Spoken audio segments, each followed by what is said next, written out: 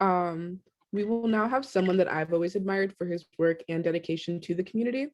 He is currently a senior at Ansonia High School. He's a part of the National Honor Society, the Human Relations Club, and a student athlete as a former member of the Ansonia High School football team. I know it's pretty impressive.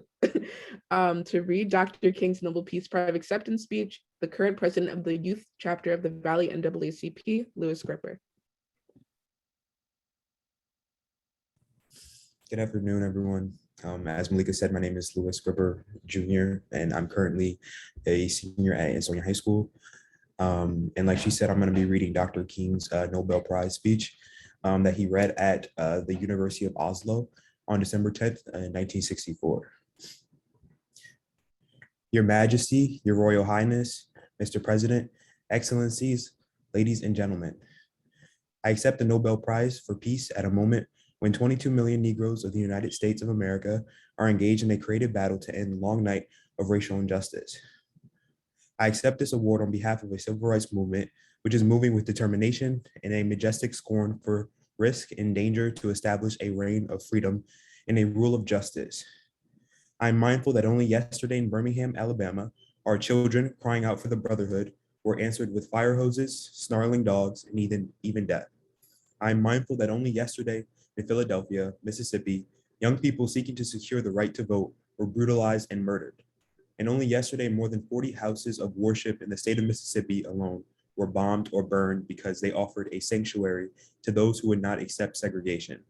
I am mindful that debilitating and grinding poverty afflicts my people and chains them to the lowest rung of the economic ladder. Therefore, I must ask why this prize is awarded to a movement which is beleaguered and committed to unrelenting struggle, to a movement which has not won the very peace and brotherhood which is the essence of the Nobel Prize. After contemplation, I conclude that this award, which I receive on behalf of that movement, is a profound recognition that nonviolence is the answer to the crucial political and moral question of our time.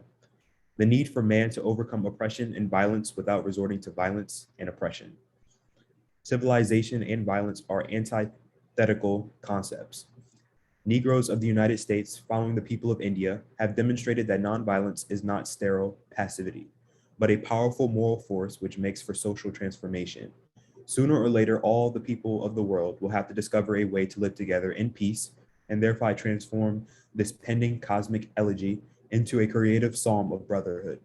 If this is to be achieved, man must evolve for all human conflict a method which rejects revenge, aggression, and retaliation. The foundation of such a method is love. The tortuous road which has led from Montgomery, Alabama to Oslo bears witness to this truth. This is the road over which millions of Negroes are traveling to find a new sense of dignity. This same road has been opened for all Americans a new era of progress and hope. It has led to a new civil rights bill, and it will, I am convinced, be widened and lengthened into a superhighway of justice as Negroes and white men in increasing numbers create alliances to overcome their common problems. I accept this award today with an abiding faith in America and an audacious faith in the future of mankind. I refuse to accept despair as the final response to the ambiguities of history. I refuse to accept the idea that the isness of man's presence, nature, makes him morally incapable of reaching up for the eternal outness or oughtness that forever confronts him.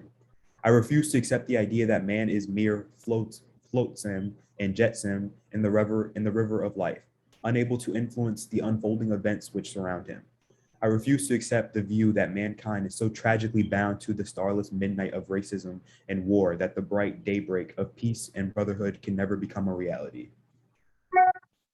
I refuse to accept the cynical notion that nation after nation must spiral down a militaristic stairway into the hell of thermonuclear destruction.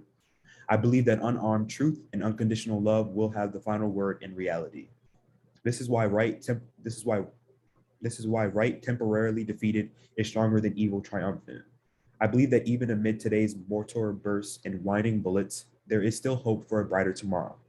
I believe that wounded justice, lying prostrate on the blood-flowing streets of our nation, can be lifted from this dust of shame to reign supreme among the children of men. I have the audacity to believe that peoples everywhere can have 3 meals a day for their bodies, education and culture for their minds, and dignity, equality, and freedom for their spirits. I believe that what self-centered men have torn down, men other-centered can build up. I believe that what self-centered men I still believe that one day mankind will bow before the altars of God and be crowned triumphant over war and bloodshed, and nonviolent redemptive good will proclaim the rule of the land. And the lion and the lamb shall lie down together, and every man shall sit under his own vine and fig tree, and none shall be afraid. I still believe that we shall overcome. This faith can give us the courage to face the uncertainties of the future. It will give our tired feet new strength as we continue our forward stride toward the city of freedom. When our days become dreary with low hovering clouds and our nights become darker than 1,000 midnights, we will know that we are living in a creative turmoil of a genuine civilization struggling to be born. Today, I come to Oslo as a trustee, inspired and with renewed dedication to humanity. I accept this prize on behalf of all men who love peace and brotherhood. I say I come as a trustee, for in the depths of my heart, I am aware that this prize is much more than an honor to me personally. Every time I take a flight, I'm always mindful of the many people who make a successful journey possible, the known pilots in the unknown ground crew. So you honor the dedicated pilots of our struggle who have sat at the controls as the freedom movement soared into orbit. You honor, once again, Chief Lutuli of South Africa, whose struggles with and for his people are still met with the most brutal expression of man's inhumanity to man.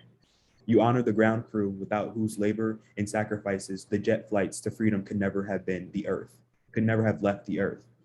Most of these people will never make the headline and their names will not appear in Who's Who. Yet when years have rolled past and when the blazing light of truth is focused on this marvelous age in which we live, men and women will know and children will be taught that we have a finer land, a better people, a more noble civilization, because these humble children of God were willing to suffer for righteousness' sake. I think Alfred Nobel would know what I mean when I say that I accept this award in the spirit of a curator of some precious heirloom which he holds in trust for its true owners. All those to whom beauty is truth and truth beauty, in whose eyes the beauty of genuine brotherhood and peace is more precious than diamonds or silver or gold. Thank you.